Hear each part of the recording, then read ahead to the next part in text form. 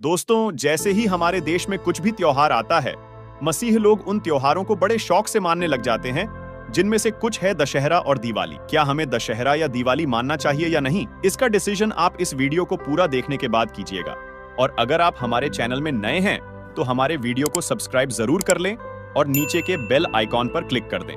दोस्तों, आज क्रिश्चियंस लोग दशहरा मनाते हैं और दशहरे का मेला भी बहुत देखने जाते हैं। तो क्या क्रिश्चियंस को दशहरा मानना और मेला देखने जाना चाहिए या नहीं? दोस्तों, आइए हम थोड़ा दशहरा के इतिहास के बारे में थोड़ा जानते हैं। जैसे कि आप लोगों ने इतिहासों में पढ़ा होगा कि राम ने रावण को मारा था, पर यह सच नहीं है। वास्तविकता तो कुछ और ही है। जैसे कि आपको पता है, भारत देश गुलाम होने से पहले अखंड भारत के रूप में जाना जाता था, जिसमें अफगानिस्तान, बांग्लादेश, भूटान, भारत, मालदीव, म्यांमार, नेपाल, पाकिस्तान, श्रीलंका और तिब्बत, मलेशिया, थाईलैंड आदि मिलकर एक देश थे। इन्हीं में से आर्य, जो कि सिंधु घाटी सभ्यता से भारत आए थे, और भारत में रहने वाले द्रविड़ों के बीच युद्ध हुआ। इन आर्यों में एक राजा था जिसे पुष्यमित्र शुंग कहा जाता था, और ये मौर्य साम्राज्य के अंतिम सम्राट बृहद्रथ का वध कर स्वयं को राजा बना लिया था। हमें मिली जानकारी के अनुसार पुष्यमित्र शुंग राम था, और मौर्य राजवंश जिसके 10 राजा हुए, जिसमें चंद्रगुप्त मौर्य, बिंदुसार, दशरथ मौर्य, ऐसे करके बृहद्रथ अंतिम मौर्य वंश था।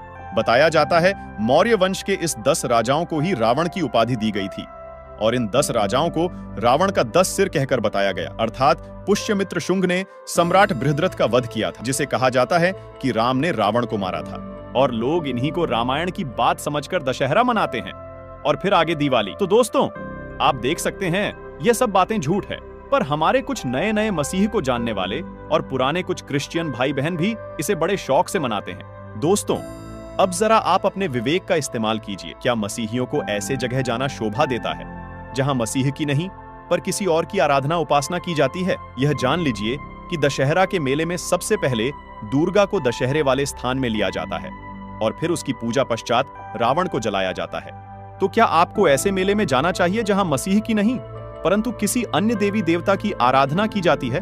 बाइबल बताती है, जब इजरायली लोग मिस्र से बाहर निकले तो मोआब नामक देश में पहुंचे, जहां के राजा बालाक ने बिलाम भविष्यवक्ता के द्वारा इजरायलियों को श्राप देना चाहा, पर जब श्राप न दे सका तो उसने एक योजना बनाई।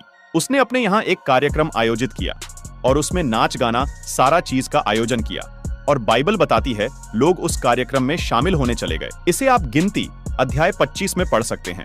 और जब वो उस स्थान में गए तो ये लोग ठीक उनके जैसे ही काम करने लगे, उनके साथ नाचने गाने लगे, और लड़के लड़कियों को देखने लगे और लड़कियां लड़के को, और उन्होंने व्यभिचार किया, और व्यभिचार के साथ मूर्ति पूजा भी। पहला कुरिन्थियों अध्याय 10 कहता है, और न तुम मूरत पूजने वाले बनो, जैसे कि उनमें से कितने बन गए थे। जैसा लिखा है, लोग खाने पीने बैठे और खेलने कूदने उठे, जैसा उनमें से कितनों ने किया, और एक दिन में 23,000 मर गए। देखिए, यह सिर्फ एक छोटी सी बात थी कि वे उस कार्यक्रम को देखने गए थे, और उन्होंने जो किया उसके लिए परमेश्वर ने 23,000 लोगों को मार दिया। उस समय यह बात शारीरिक थी, आज यह बात आत्मिक है। अगर परमेश्वर उस समय के लोगों को नाश किया था, तो अगर आज भी वैसे ही करते हैं, तो परमेश्वर आज के लोगों को भी नाश कर देगा। दूसरा कुरिन्थियों 6 से आगे कहता है, अविश्वासियों के साथ असमान जुए में न जुटो, क्योंकि धार्मिकता और अधर्म का क्या मेलझोल, या ज्योति और अंधकार की क्या संगति, और मसीह का बलियाल के साथ क्या लगाव, या विश्वासी के साथ अविश्वासी का क्या नाता, और मूरतों के साथ परमेश्वर के मंदिर का क्या संबंध।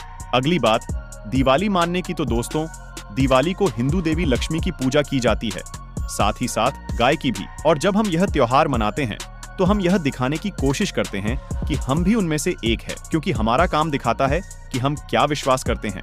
दूसरा पतरस 3:7 कहता है, पर वर्तमान काल के आकाश और पृथ्वी उसी वचन के द्वारा इसलिए रखे हैं कि जलाए जाएं, और वह भक्तिहीन मनुष्यों के न्याय और नाश होने के दिन तक ऐसे ही रखे रहेंगे।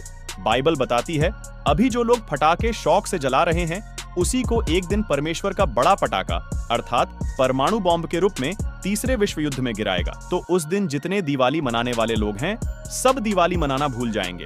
इसीलिए दोस्तों, परमेश्वर का वचन हमको साफ साफ उन चीजों से अलग रहने को कहता है। फिर भी अगर आप अपनी मर्जी करते हैं तो फिर आपकी मर्जी, पर इतना जान ले कि यीशु मसीह जल्द आने वाला है।